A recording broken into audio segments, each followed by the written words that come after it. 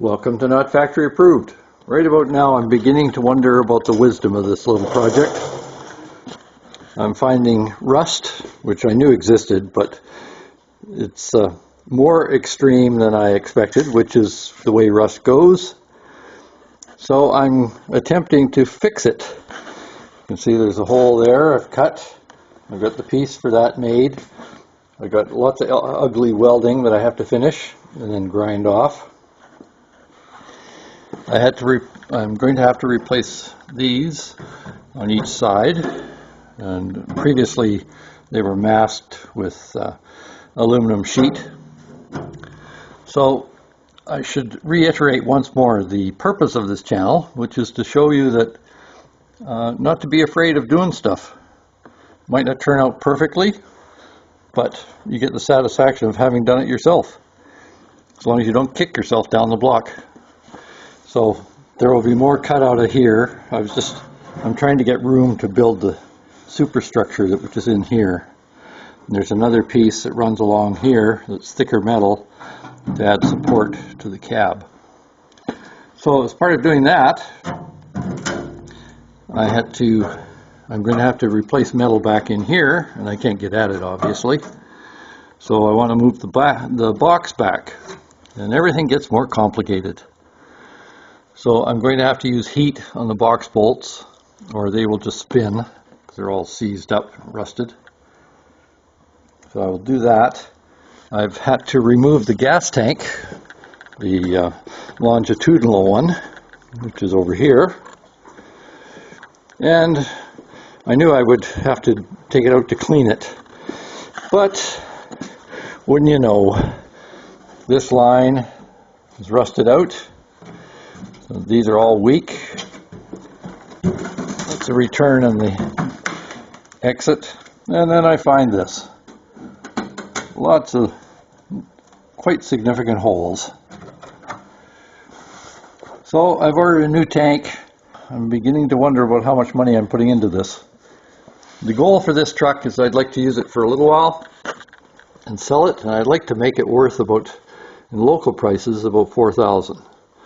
But it's starting to look like it's going to need a lot. So rust repair is pretty cheap if you do it yourself. If you pay somebody to do it, it's very expensive. But I'm worth what I charge myself, which is nothing. So hopefully you can exceed that. Anyway, there it is. So I'm took out that gas tank. Now I'll use heat on the bolts. So I have to move all this stuff that I've got in the back to make sure it's not touching the bolts when they get hot. So I don't want to fire, and I don't want to destroy interior bits. I've done the pinion seal. I have the brake parts, so I have to do them. Ordered one new drum. I don't know, pardon me, I don't know what the front brakes are like yet, if they even work at all. The master cylinder was empty. So, here goes. So far the progress of the ignorant is straightened out most of a dent here. A bit more work to do there, but it's all hidden both by a muffler and baffle underneath and by carpet up top, so not a big concern. A lot better than it was. That's what I like to say. I started to clean up down in there. I've made the pieces for here to there in the corner. I haven't done the front part yet. I'm doing it in two pieces. I haven't made this piece yet. It goes around the outside and folds under. So I have that piece there. I have this piece yet to make here. And once I get everything formed up, then I'll put the pieces together. But here they are thus far. So I sanded these down with 60 grit on an air sander just to get the rust off of them. So there's the one that goes the main rail towards the outside, and then the outer part of the cab goes along here. This is inside the cab to the corner.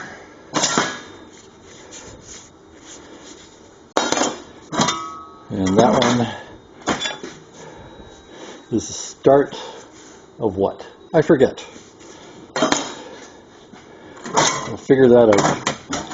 So that I cleaned up some of the tight spots with this air grinder and stone, just because I couldn't get a grinder in there.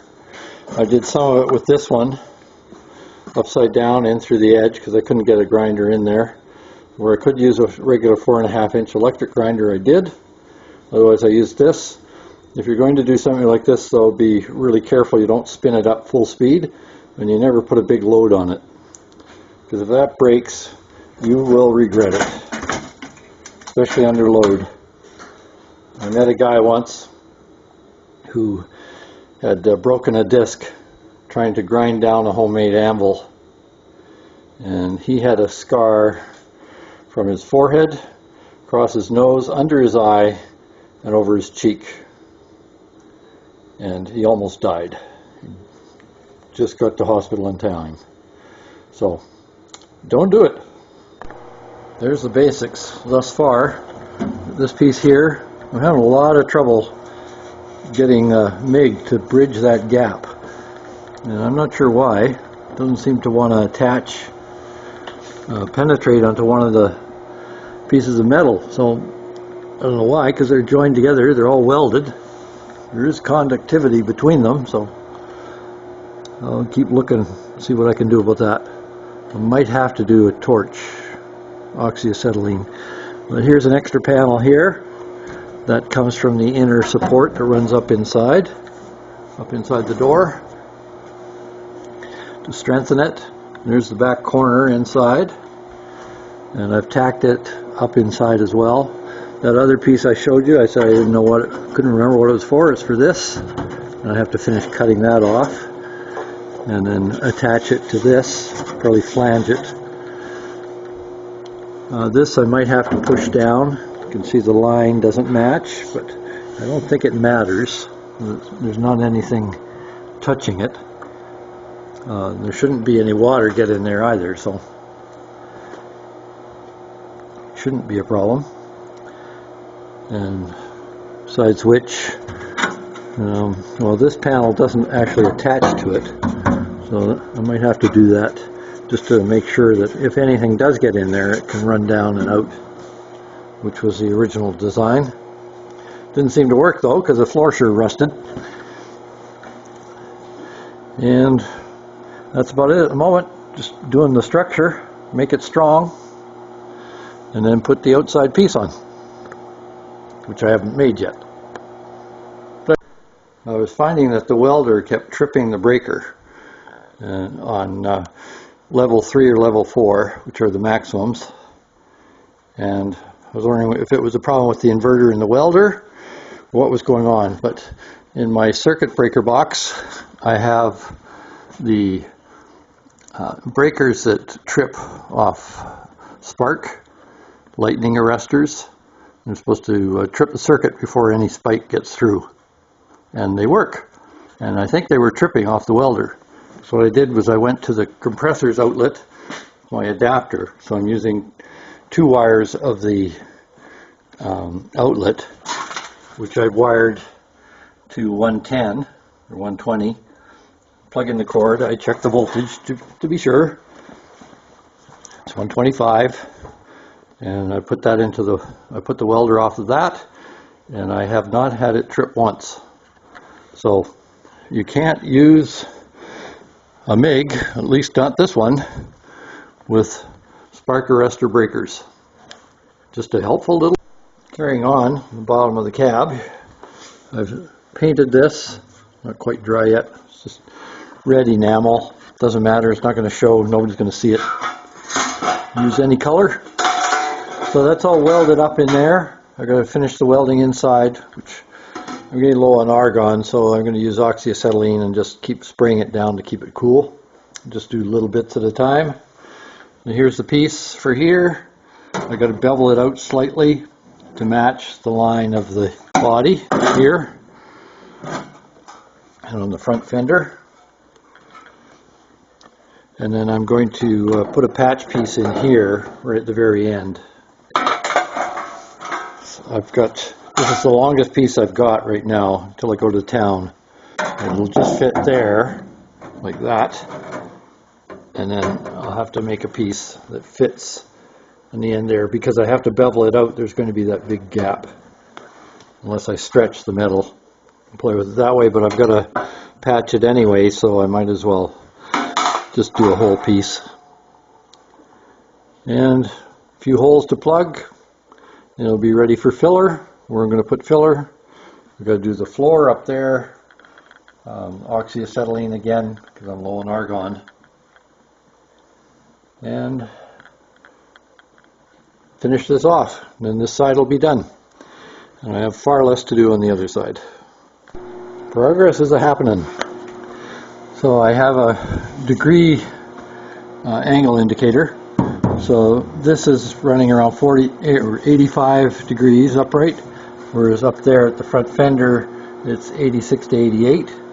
But that's because I strapped it up to here even, and then it pushed in a bit onto the body.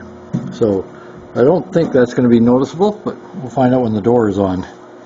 But there's the pieces. I made 3 pieces just because it's too hard for me hammering to get that kind of curve around the corner, and then these angles as well as this bend can't be upright because this panel is sloping outwards at the bottom, so this angle here has to do the same thing. So that made it tricky, but it's on there.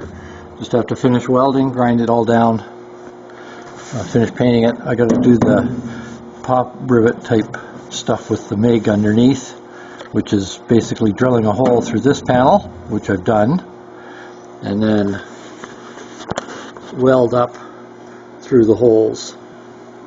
I had to cut it off at one point. I had the angles wrong before I had fully attached everything.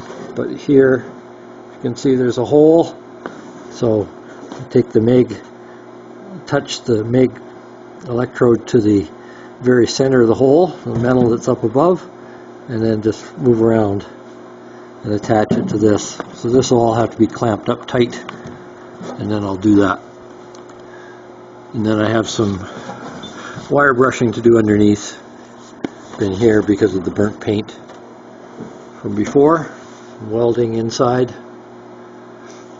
and then I should be able to get onto the other side, which should go a lot faster. Please don't forget to like, share, subscribe, or even notify, or any of the above, or all of the above. Thank you.